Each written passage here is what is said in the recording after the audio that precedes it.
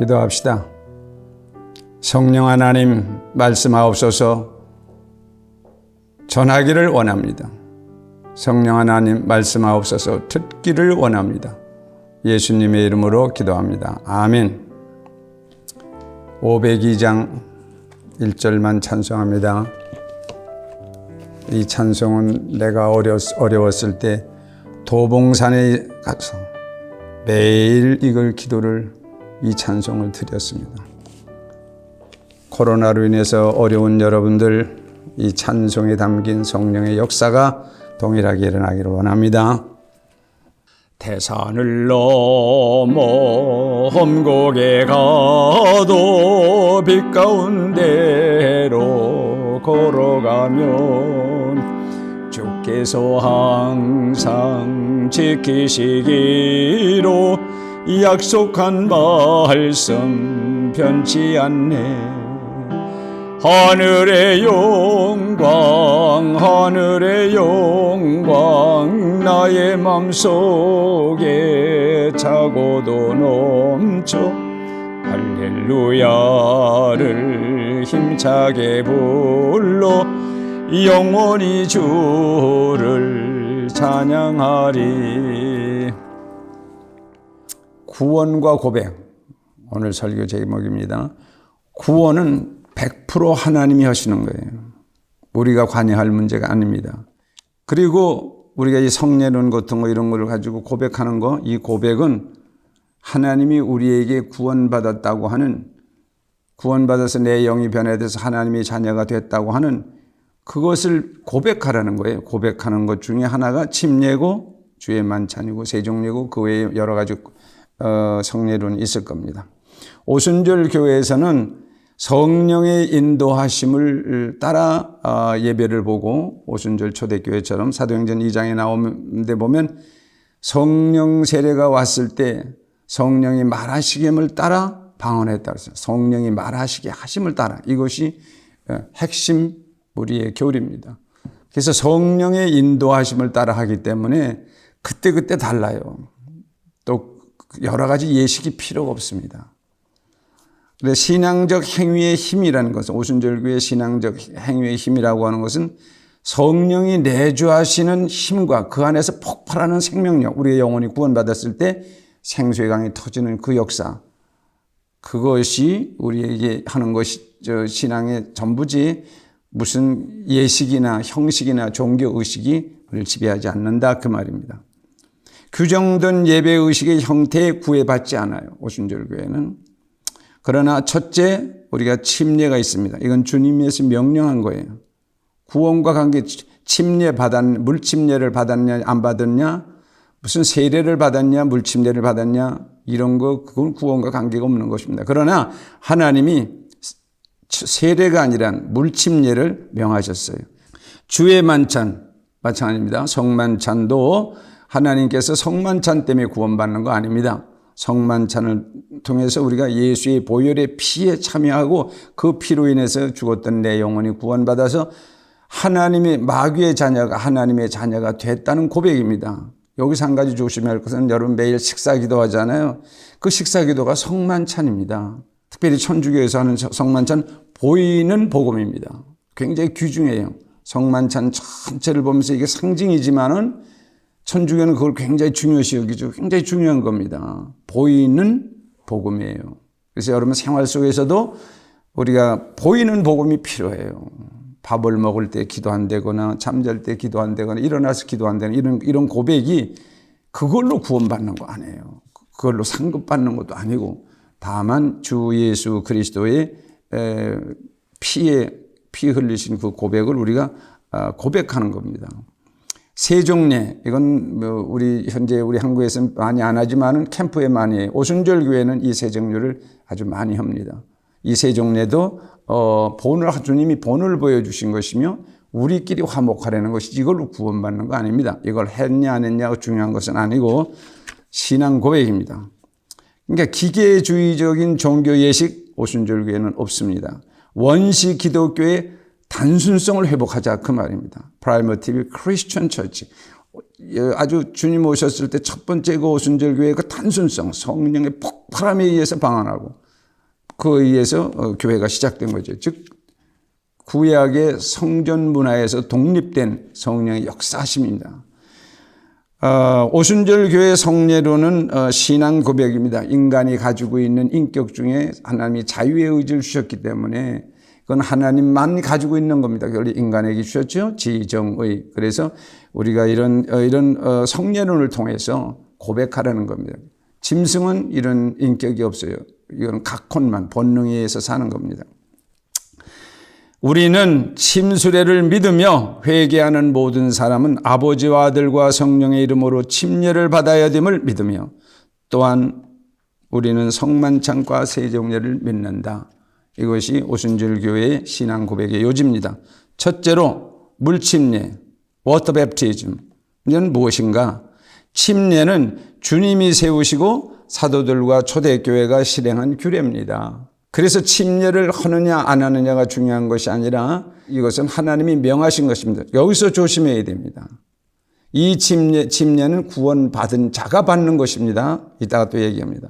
아버지와 아들과 성령의 이름으로 침례를 받는 겁니다. 항상 성부, 성자, 성령의 하나님의 이름으로 받는 것이고 침례는 물에 완전히 잠겼다가 이렇게 떠오르는 것, 이것이 침례입니다.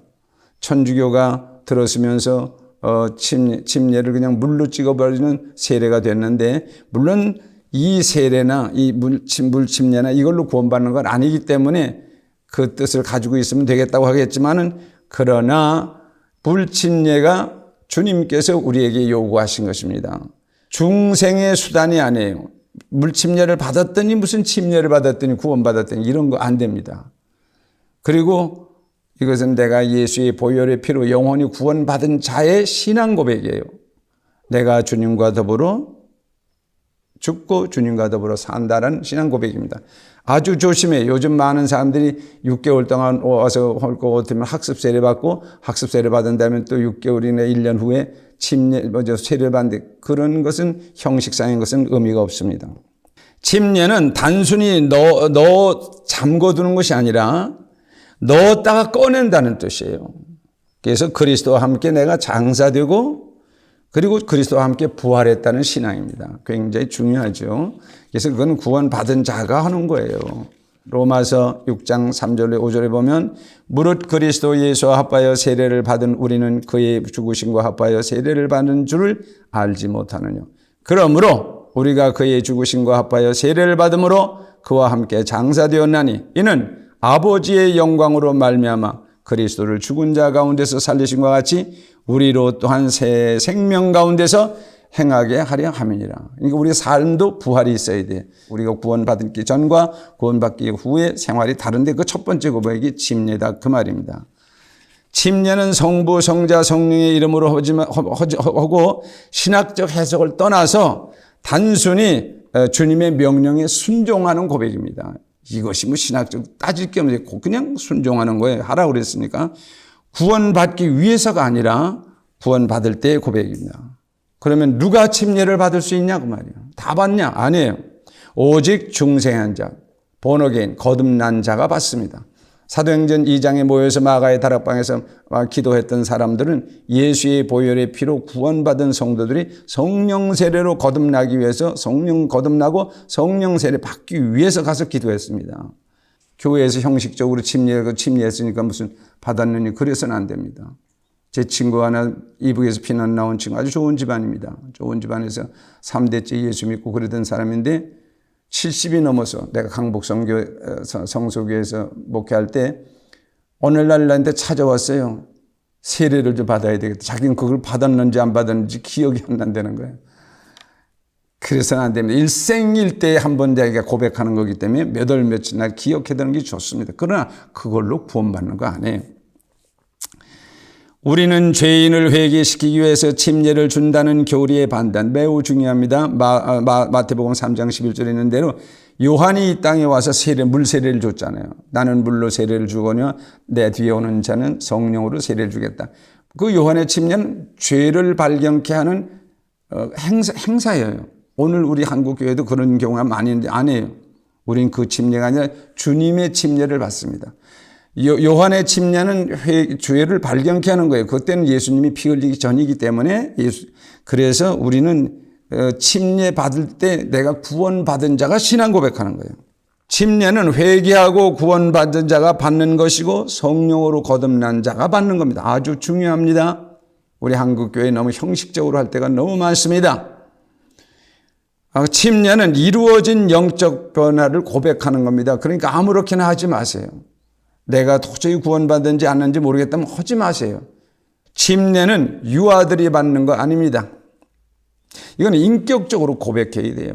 유아들은 고백할 수가 없잖아요. 아무것도 모르니까. 오순절 교회는 세례 대신에 데디케이션 서비스, 이 아이를 하나님께 드리고 하나님이 자녀로서 기르겠습니다. 이런 신앙 고백은 해요. 세례는 안 받지만은. 오순절 교회에서는 유아 세례와 세례에 의한 중생을 지지하지 않습니다. 세례 받는다고 중생되는 게 아닙니다. 그리고 유아 세례는 사도시대 교회에는 없었어요.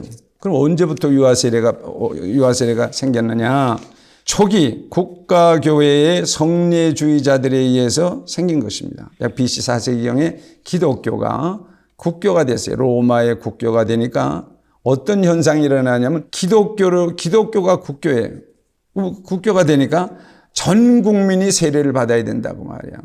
세례를 받지 않는 사람은 국민이 될 수가 없지 않냐? 그럼 어떻게 하겠냐? 그래서 유아 세례가 생긴 겁니다. 그는 로마 시대의 역사를 조금 이해할 필요가 있습니다. 왜냐하면 로마는 아주 주변에 많은 민족을 정벌 하고 그렇게 했기 때문에 그 많은 넓은 지역, 그 많은 민족들을 지금같이 교통이 발달될 때도 아닌데 그걸 통치하기 위해서 기독교를 통치수단으로 삼은 겁니다. 왜냐하면 기독교의 그때 도덕지수가 가장 높았기 때문에 모든 종교를 폐하고 기독교로 통일한 겁니다. 그리고 이 기독교 안에는 그래서 이방 종교의 요소들이 많이 들어왔어요. 타락한 거죠. 그래서 BC 4세기서부터 BC 16세기까지 마틴 루터가 1517년 종교개혁을 했던 그때까지 그 1200년을 우리는 중세 암흑시대라고 합니다. 굉장히 아주 역사에 나쁜 해를 끼쳤죠. 그때는 모든 국민이 다 기독교인이 돼야 된다고 해서 유아세례를 준 겁니다. 역사적으로 그래요. 그럼 오늘날 유아세례를 가지고 있는 교회는 어떠냐? 그와는 달라요. 그런 뜻가 아니라 세례로 구원받는 거 아니기 때문에 하나님의 자녀로 기르겠다는 예식입니다. 오순절 교회는 그런 건 안 하지만은 대신 유아세례를 대예배 때 모든 성도들이 보는 가운데서 하나님의 자녀로 기르겠다는 그런 데디케이션 서비스를 합니다. 침례의 상징은 그럼 무엇일까? 첫째, 침례받은 사람은 죄에 대하여 죽고 영적인 삶으로 거듭났다는 고백입니다. 앞으로 거듭나겠다는 게 아니라 내가 거듭났다는 고백입니다. 갈라디아서 3장 27절 보면 누구든지 그리스도와 합하기 위하여 세례를 받는 자는 그리스도로 옷 입었느니라. 그래서 내가 완전히 변화됐다 그 말입니다. 둘째로 침례는 그리스도 안에서 모든 신자들이 연합을 상징해요. 한 침례를 받으니까 고린도전서 12장 13절을 보면 우리가 유대인이나 헬라인이나 종이나 자유자나 다 한 성령으로 세례를 받아 한 몸이 되었고 또 한 성령으로 마시게 하였느니라 그랬어요. 그래서 우리는 이 침례를 통해서 모든 성도들이 한 형제가 되고 한 몸의 지체가 된다. 그런 고백입니다. 셋째, 매우 중요합니다. 몸의 죽음과 부활을 상징합니다. 우리가 이 땅에 영원히 살지도 않을 뿐만 아니라 천국에 무슨 영으로 가는 것이 아니라 완전히 주님 오실 때는 육신으로 부활해서 삽니다. 육신의 부활을 믿는 겁니다. 그냥 영적으로 무슨 하늘나라에 간다 그런 뜻이 아니에요.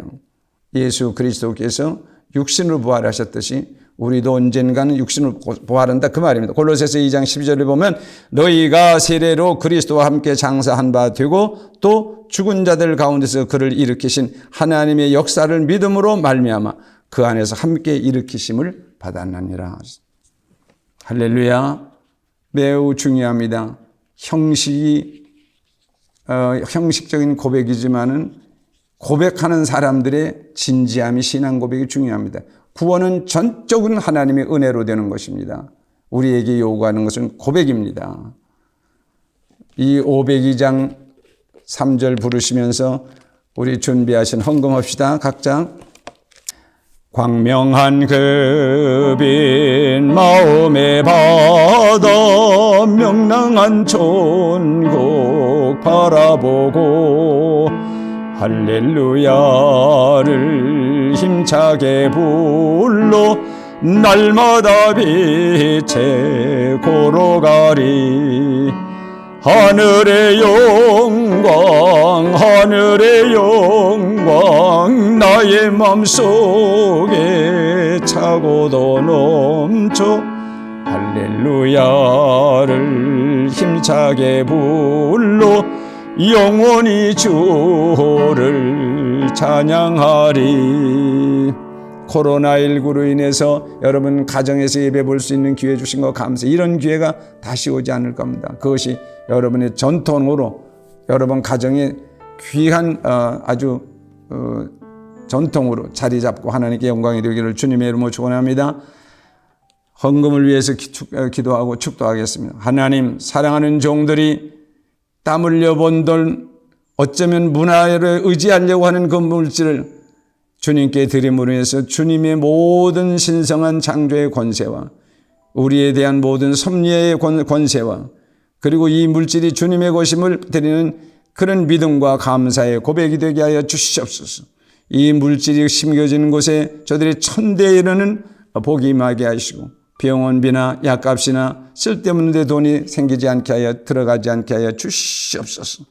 이 물질이 쓰이는 곳에 하나님의 영광이 가득하기를 원하고 예수님의 이름으로 기도합니다. 아멘. 이제는 우리 주 예수 그리스도의 무한하신 은혜와 우리 아버지 하나님의 만구하신 사랑하심과 보혜사 성령님의 감화 감동인도 충만케 하시니 오늘 하나님의 명을 받아 가정의 교회를 세우고 예배를 본 사랑하는 종들과 그리고 그 후손들과 후손들과 후손들 후에 그리고 고난받는 모든 하나님의 종들과 전 세계 인류의 이제로부터 영원토록 함께 계실지어다. 아멘.